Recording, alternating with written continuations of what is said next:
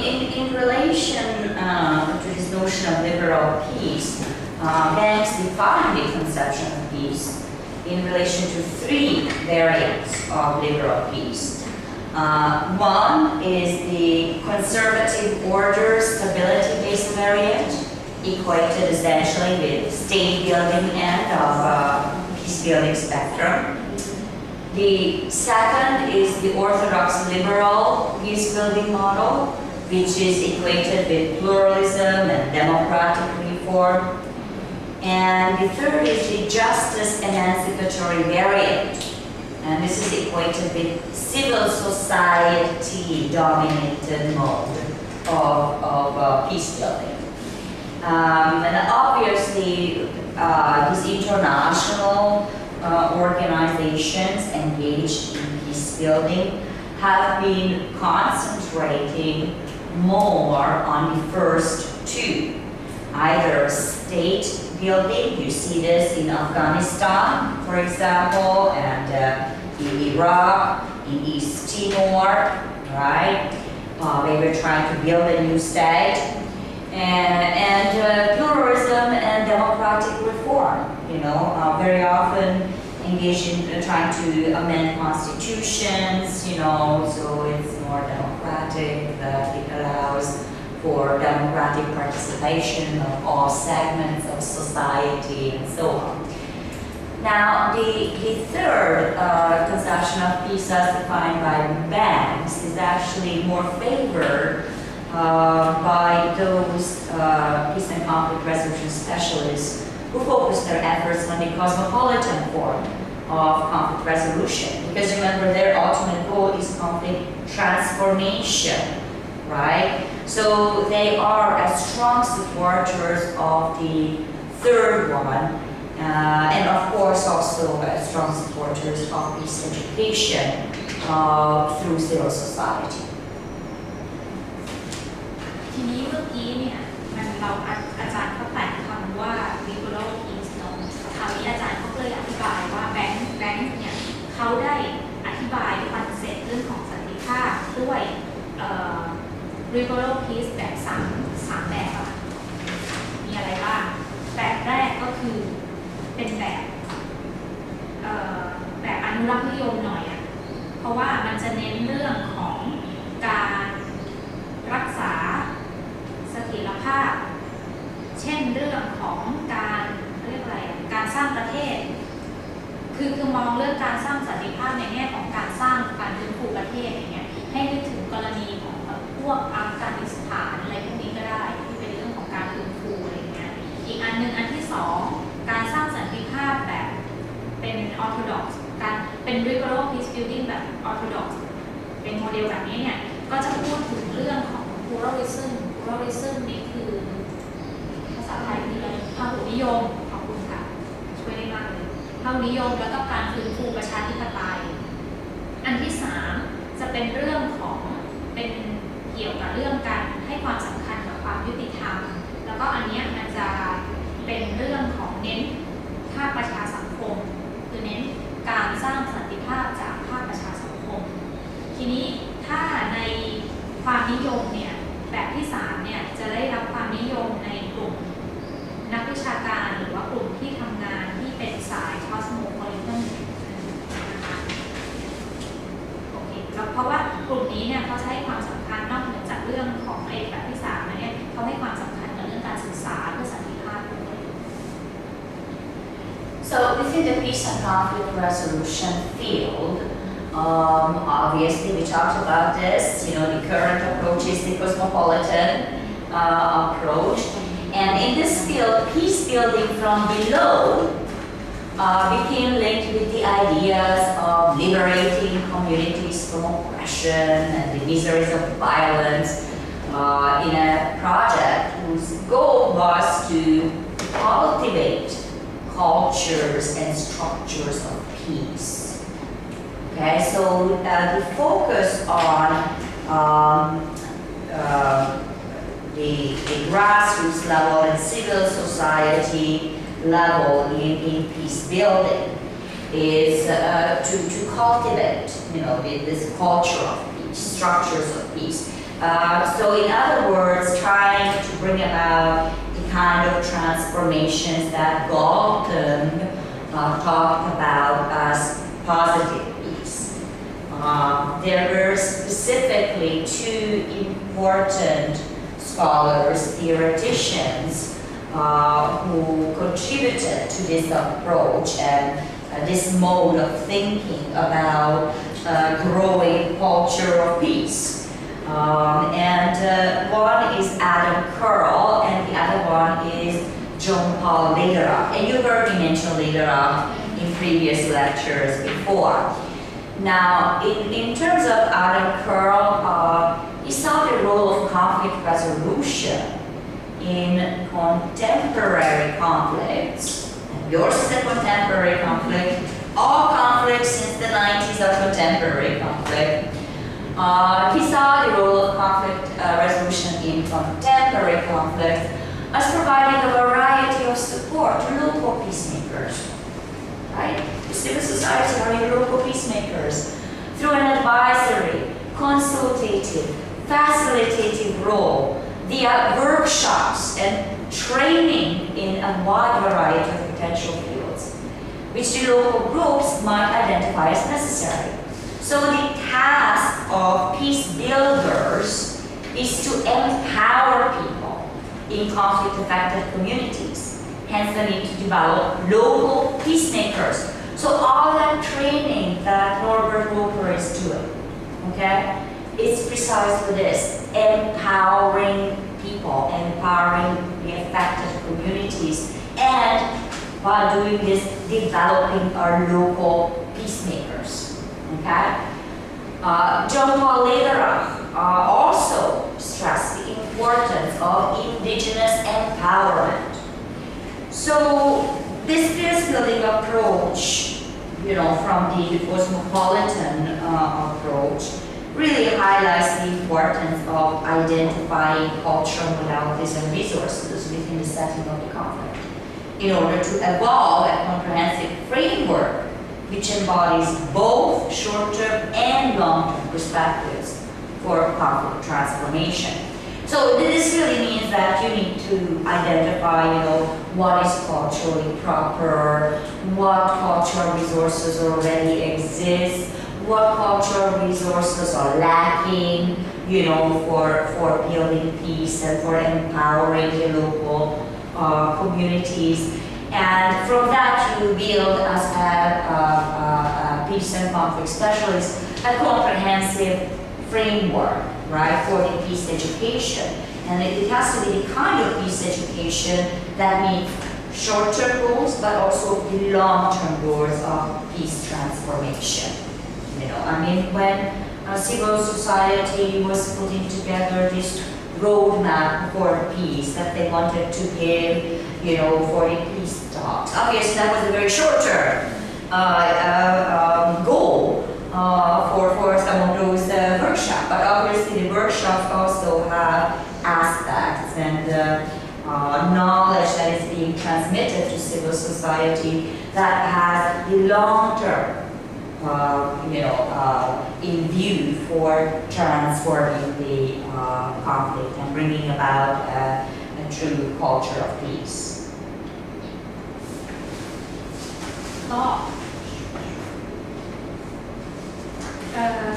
ทีนี้พอลงมาพูดถึงสาขาการแก้ conflict resolution เนาะในด้าน conflict resolution การแก้ไขปัญหาความขัดแย้งเนี่ยการสร้างสันติภาพจากข้างล่างเนี่ยมันเชื่อมโยงกับแนวความคิดอะไรคือมันเชื่อมโยงกับแนวความคิดที่ว่าต้องการจะปลดปล่อยชุมชนให้พ้นจากการถูกกดขี่ให้พ้นจากความทุกข์ทรมานจากความรุนแรงซึ่งในโครงการเนี่ยคือถ้าโดยรวมโดยสรุปเนี่ยในโครงการต่างๆเหล่านี้เป้าหมายสำคัญของเขาเนี่ยก็คือการปลูกทางวัฒนธรรมอะค่ะเขาเรียกอะไรการเพาะปลูกทางวัฒนธรรมแล้วก็การพยายามสร้างโครงสร้างสันติภาพให้มันเกิดขึ้นซึ่งถ้าในภาษาของการปลูกเนี่ยสิ่งเหล่านี้ที่เรารู้จักในนามของสันติภาพเชิงบวกนะคะเป็นการที่ว่าด้วยเรื่องของการพยายามปลูก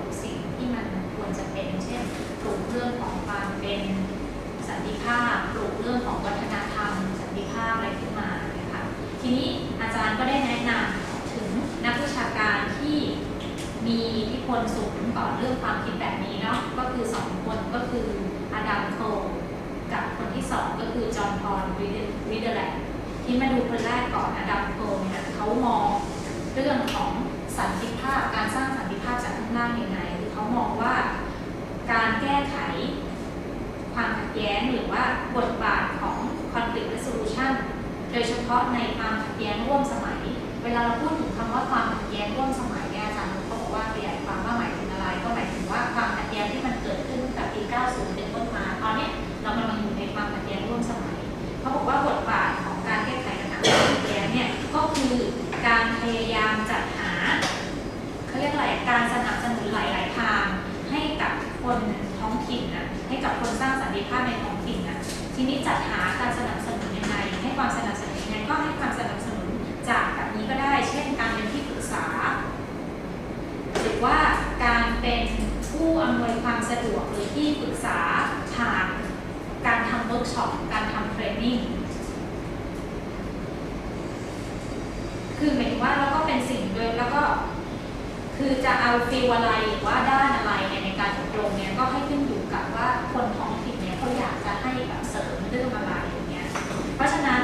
งานของแนวคิดของอดัมโคลก็คือว่าบทบาทของการแก้ไขปัญหาความขัดแย้งเนี่ยก็คืออยู่ที่การ empower คนนะคะคือการ empower ก็คือการเสริมพลังให้กับคนที่เขาอยู่ในชุมชนที่ได้รับผลกระทบจากความขัดแย้งเนี่ยและสุดท้ายเนี่ยก็คือต้องการจะพัฒนาให้เกิดเป็นผู้สร้างสันติภาพท้องถิ่นเป็น local peacemaker นะคะคือพอ empower เราก็จะได้มีบทบาทของการเป็นผู้สร้างสันติภาพระดับท้องถิ่นเพราะว่านี่เรามาพูดถึง peace building จากระดับฐานรากใช่ไหมระดับท้องถิ่นทีนี้คนที่สองเขามีความแนวความคิดว่ายังไงจอห์นพอลวิเดอร์แลนด์เนี่ยเขาเน้นเรื่องของความสำคัญของการ empower คนท้องถิ่น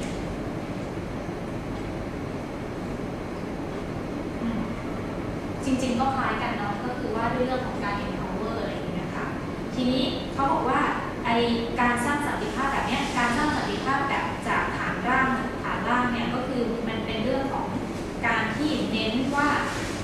วามสำคัญของทรัพยากรทางวัฒนธรรมคือการพยายามค้นพบหรือว่าระบุให้ได้ศึกษาให้ได้ว่าเรามีวัฒนธรรมทรัพยากรทางวัฒนธรรมอะไรบ้างอยู่ภายใต้บริบทหรือฉากของคอนฟลิกต์นั้นๆนะคะเพื่ออะไรการค้นหาหรือว่าค้นหาทรัพยากรเหล่านี้เนี่ยเพื่อเราจะได้วางกรอบที่มันจะสามารถทำได้แล้วก็วางแผนการทำงานแปลเปลี่ยนความขัดแย้งทั้งระยะสั้นระยะยาวเนี่ยแล้วอาจารย์ก็เชื่อมโยงว่าเวลาเราทำโรดแมปเนี่ยเวลาทำโรดแมปภาคประชาสังคมเนี่ยเราก็ต้องรู้ให้ได้ว่าในระยะสั้นและ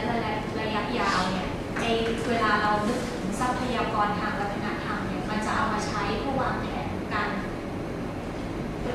นถนนหรือแผนที่สู่สันติภาพได้อย่างไรทีนี้ทรัพยากรทางวัฒนธรรมเราอาจจะยังไม่เคลียร์เนาะแต่ว่ามันเป็นคำสำคัญของเรื่องนี้คาดหวังว่าเดี๋ยวอาจารย์อาจจะอธิบายให้เข้าใจขึ้นค่ะ I think it's extremely important to emphasize that it is this new cosmopolitan conflict resolutionist theoretical methodological model that is the first one that is emphasizing the significance of any of your peace-building efforts have to be culturally sensitive and culturally appropriate. So it really emphasizes the importance of cultural relevance in conflict resolution. And this really emerged because in past conflict resolution efforts, the local culture was pretty much marginalized. All cultural anthropologists will tell you that that is the stupidest thing to do because you are trying to bring peace to a particular culture. So whatever models that you use for your peace building has to suit that culture. Not a culture in Africa, not a culture, in the Antarctic. It has to suit that culture, And it's a very recent realization, and it is only, since the 90s that this is an integral part of the cosmopolitan peace and conflict resolution field. Now, the same issue is also relevant for development, because the same thing happened with international development projects in developing nations. Here's the project, and it's like we call it cookie cutter. Yeah. So when you're making cookies, right, you have the cutter, right? So it makes all the same shapes, exactly the same shapes. So you cannot use that method in every single culture. Even development projects has to have, that cultural appropriateness, cultural relevance. What might be appropriate in Ghana in Africa might not be appropriate, for example, here. So even in the development field, this realization is extremely recent. But then it is more recently that international development agencies have been hiring the anthropology consultants and policy writers for their projects, like the Asian Development Bank. It's very recent. They could have told them a long time ago that you need to pay attention to culture, and whatever peace building programs that peace and conflict experts engaging nowadays always take into account what is appropriate in that culture, right? So the relevance of that for that culture. So, the peace education is such an important undertaking of the cosmopolitan conflict resolution field. This is the part of the transformation mission, right? You want to transform the conflict and bring about a culture of peace. So peace education is considered as the key component for advancing conflict transformation in peace building. And there are two very important theoreticians that contributed to this particular emphasis and this realization as to how important peace education is to bring about transformation in peace building. One is Richmond and the other one is Ropers. See, you have a very important person working in civil society here.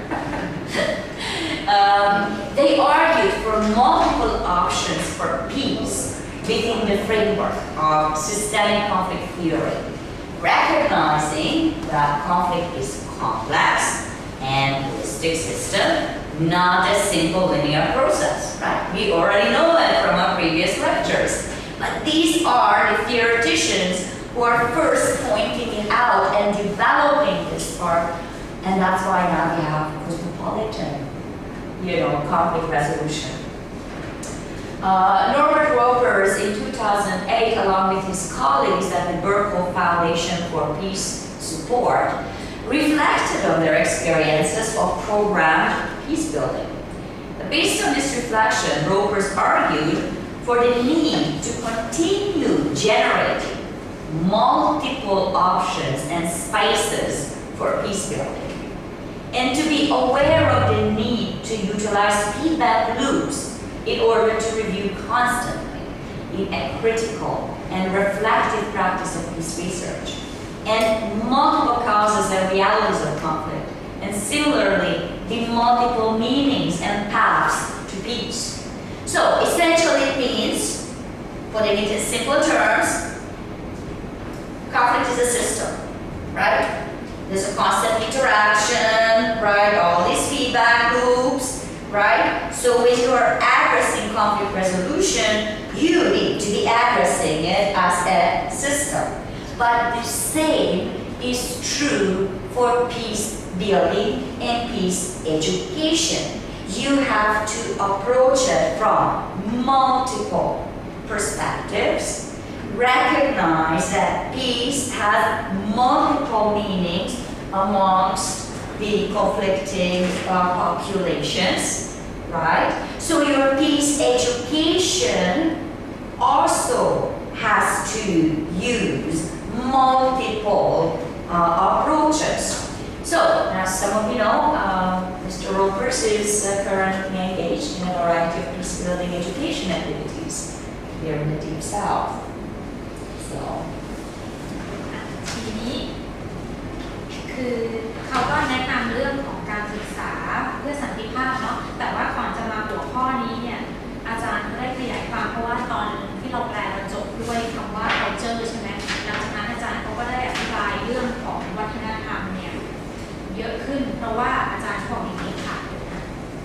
เขาบอกว่าคือมันก็เป็นคนทำงานเนี่ยมันก็ค้นพบกันแล้วแหละว่า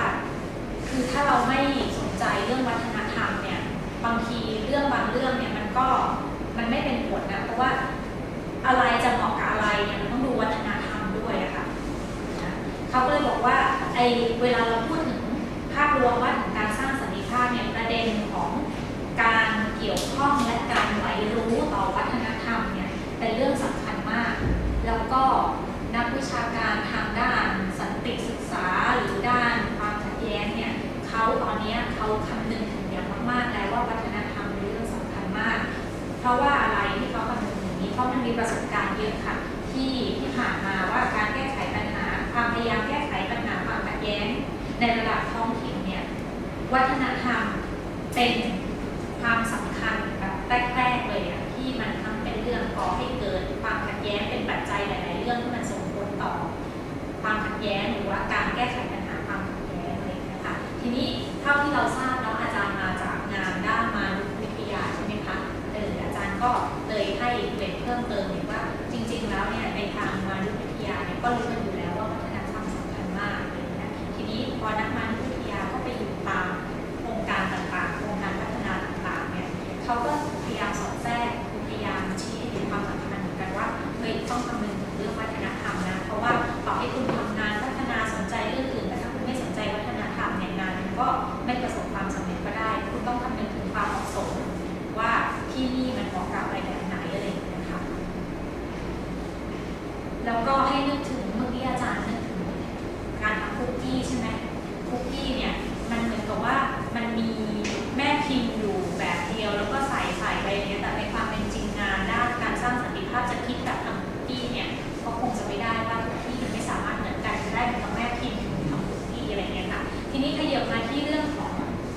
peace education เขาบอกว่าถ้าทางสาย cosmopolitan เนี่ยในเรื่องของการแก้ไขปัญหาความขัดแย้งเนี่ยเขาบอกว่า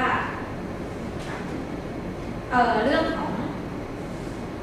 งานการศึกษาเพื่อสันติภาพเนี่ยมันเป็นงานเรื่องของการแปลเปลี่ยนความขัดแย้งเนาะให้เราเข้าใจว่ามันเป็นงานแบบนี้แล้วก็อาจารย์ก็พูดถึงนักวิชาการหรือว่าผู้เชี่ยวชาญด้านสันติภาพ2 คนที่สำคัญก็คือริชมอนด์กับโรเบิร์ตก็คือนอร์เบิร์ตโรเบิร์ตที่เราเจอที่ IPP นะคะแล้วก็เขาก็แซวว่าอย่างไรเรามีนักสันติภาพระดับโลกอยู่กับเราเลยอย่างเงี้ยก่อนที่จะแซวเรื่องนู้นอาจารย์ก็บอกว่าเวลาเราพูดถึงเรื่อง peace education พูดถึงเรื่องการแปลเปลี่ยนความขัดแย้งเนี่ยเขาพูดไว้ว่าอย่างไรเขาบอกว่าในงานด้านสันติภาพเนี่ยมันมีทางเลือกหรือว่าช่องทางหลากหลายเลยที่เราต้องคำนึงถึงแล้วก็เราก็ต้องคำนึงถึงกรอบความคิดแบบระบบอะค่ะทฤษฎีระบบเนี่ยเราต้องคิดถึงด้วยแล้วก็ทฤษฎีระบบเนี่ยความสำคัญมันว่าอย่างไรมันบอกว่าความขัดแย้งเนี่ยเป็นเรื่องซับซ้อน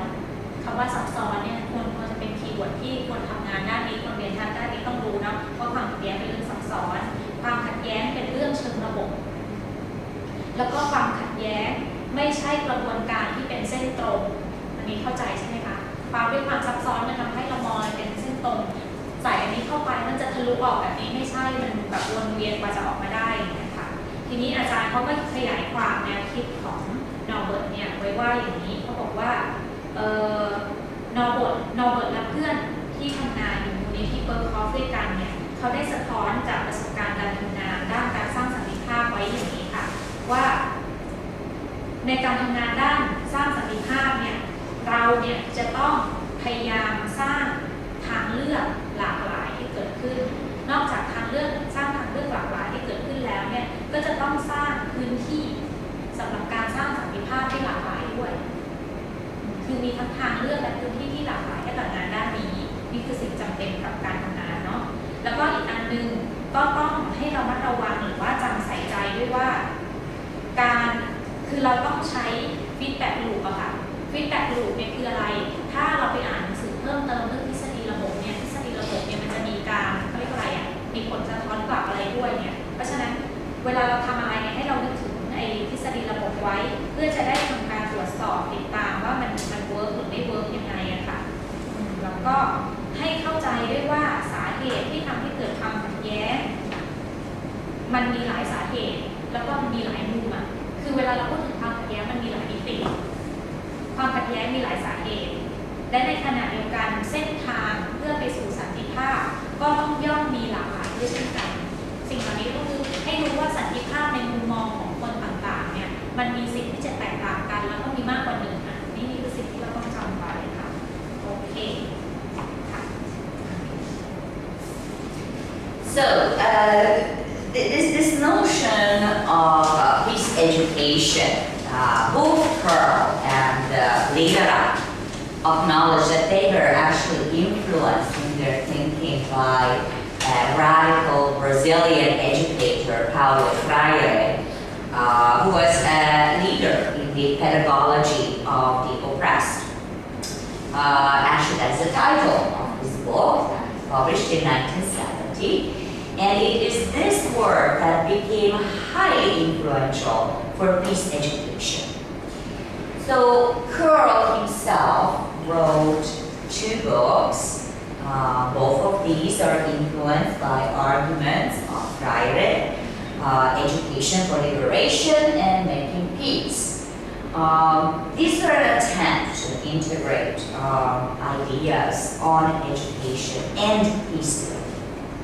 to bring the 2 concepts together, ideas in education, ideas of peace building,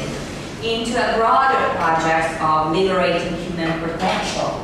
and transcending violence. Obviously, when Curl first writes these books, they are not immediately taken up in practice yet, right? Because it's so new. It takes a while, and it's really not until the 90s that this becomes a common practice amongst conflict resolutionists, so that they will value, the importance and the significant impact that peace education can make in transforming conflicts. Even in 2010, Francis is reminding peace and conflict practitioners that the peace building field will not achieve success in terms of their goal of bringing about structural transformations, transformations in terms of liberation from oppression and violence, unless peace builders also take on the challenge not only of resolving a particular conflict, right? You have violence ended, right? End of the story. But you do need to take on peace education, because it is through peace education that you are opposing this global phenomenon of war, essentially with non-violence, because peace education